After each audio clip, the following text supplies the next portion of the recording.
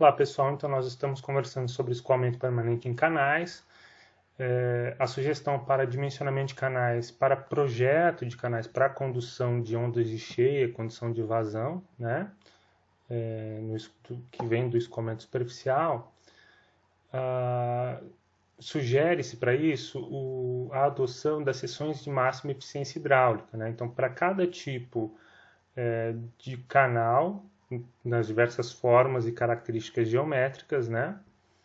A gente vai ter que algumas dicas, né? Ou seja, aquelas seções que têm a capacidade de conduzir a maior vazão possível, a vazão máxima, ou seja, quando o raio hidráulico é máximo ou quando o perímetro molhado é mínimo, tá?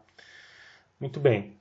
A gente viu que um dos desafios de fazer dimensionamento de canais, utilizando a equação de Mann, é justamente calcular o valor do y, né?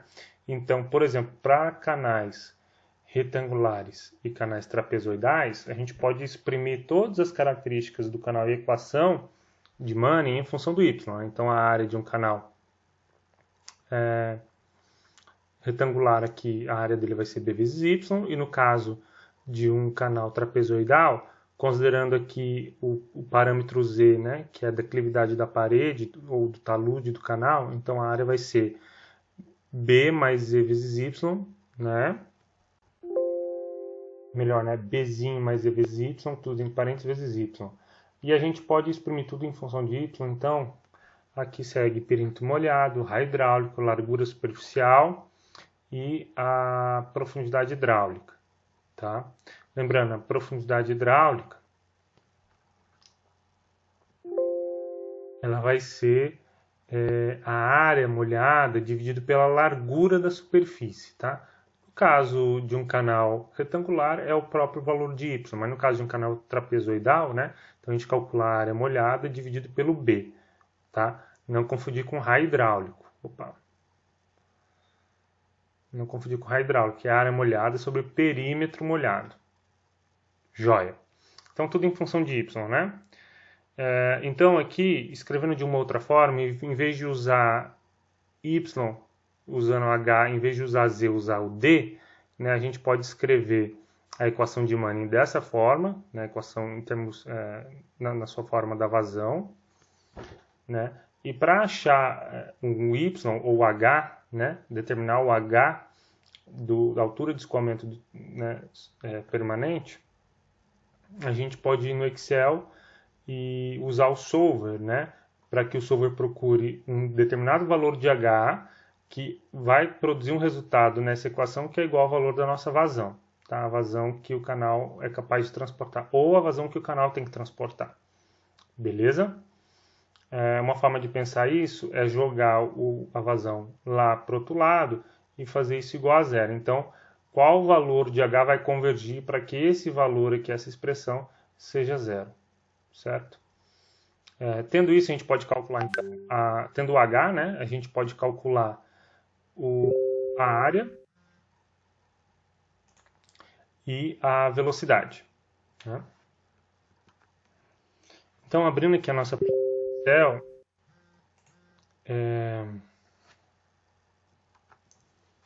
nós queremos implementar a equação de Manning para cálculo de canais trapezoidais, né?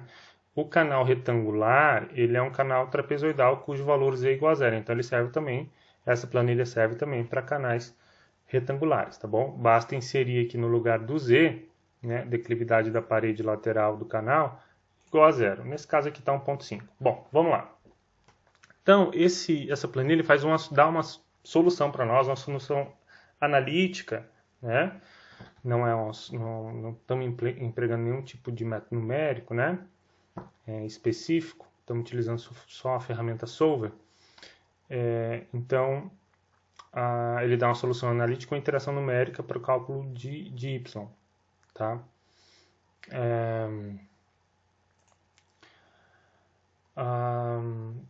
Vamos lá, então. Primeiro, a entrada dos dados do canal, né?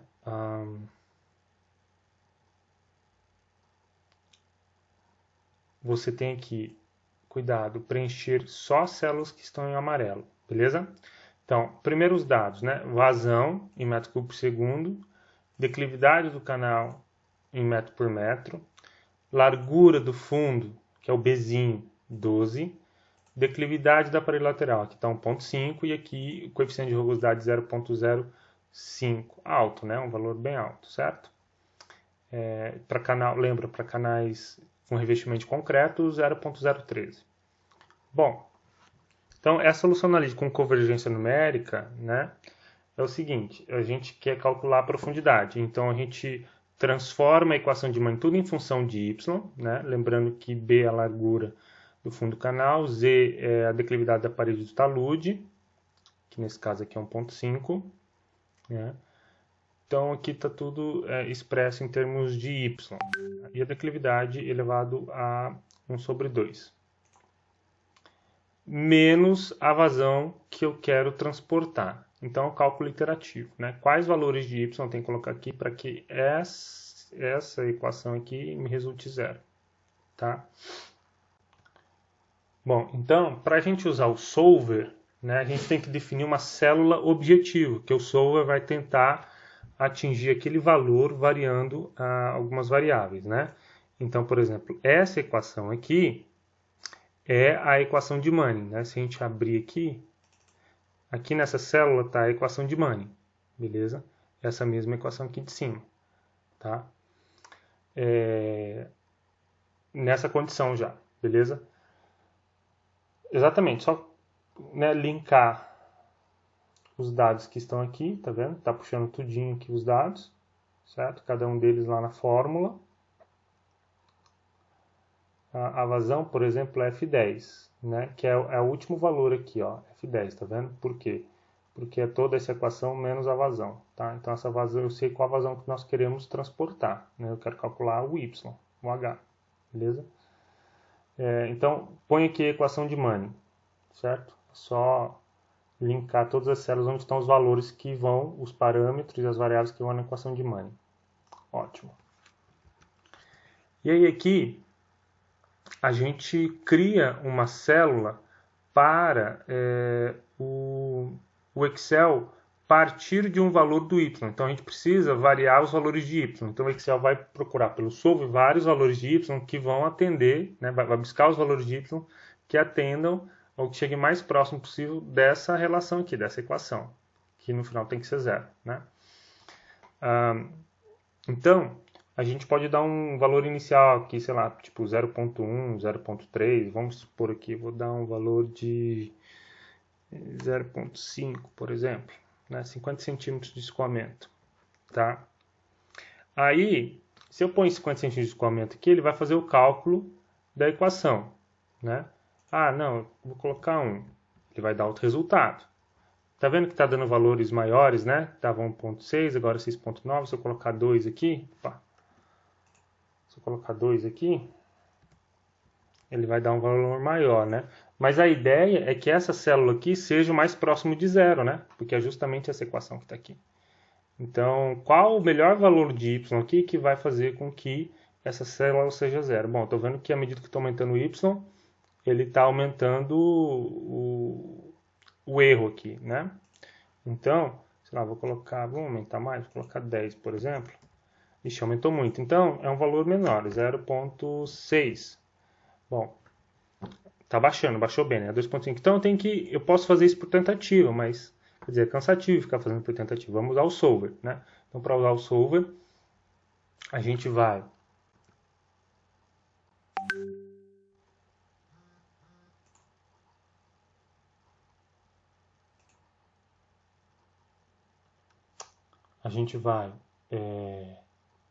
em dados, isso.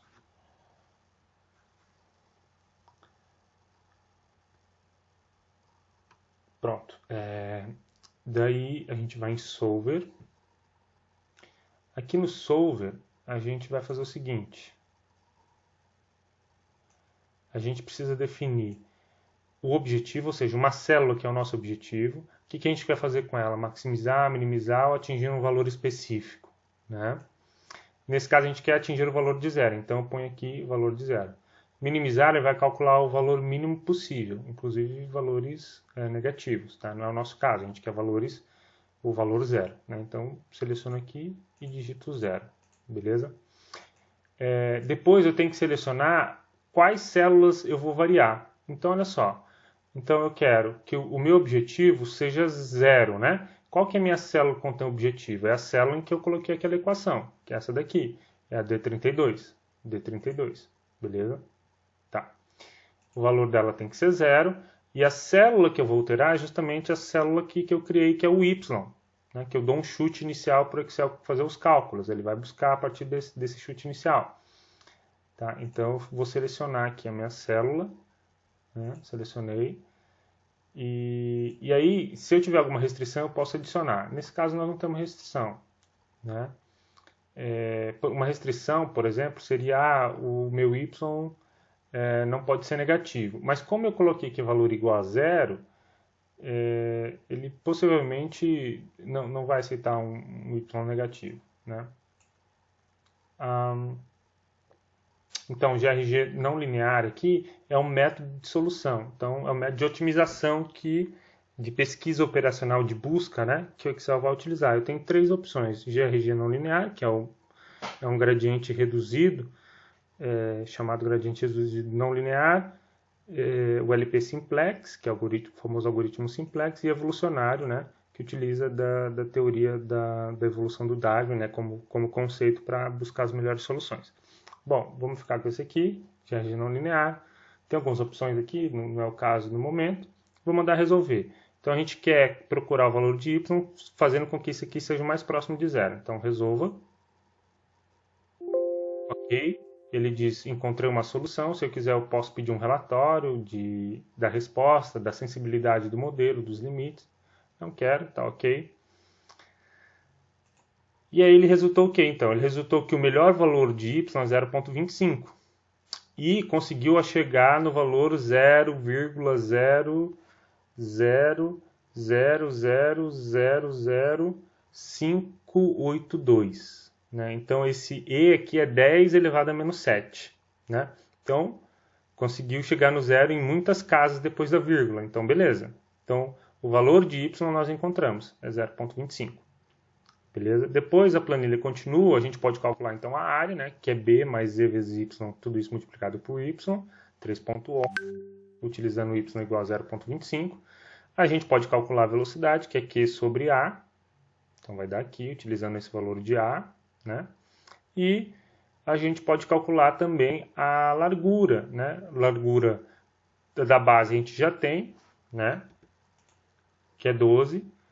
É só puxar lá de cima, é a célula F12, a largura a meia profundidade e a largura no topo, que é o Bzão. Beleza? É só utilizar, né, relações, utilizando lá o valor de M, de Z, né, relação trigonométrica, beleza? Que a gente vai chegar no resultado. Né? Aqui usando o Y, né? E o valor de Z, certo? Para calcular a largura no topo. Nós já vimos essa equação, né? Beleza? Então, aqui uma planilha para calcular, usando, né, o solver para calcular o money. Tá, já eu vou encaminhar essa planilha para vocês.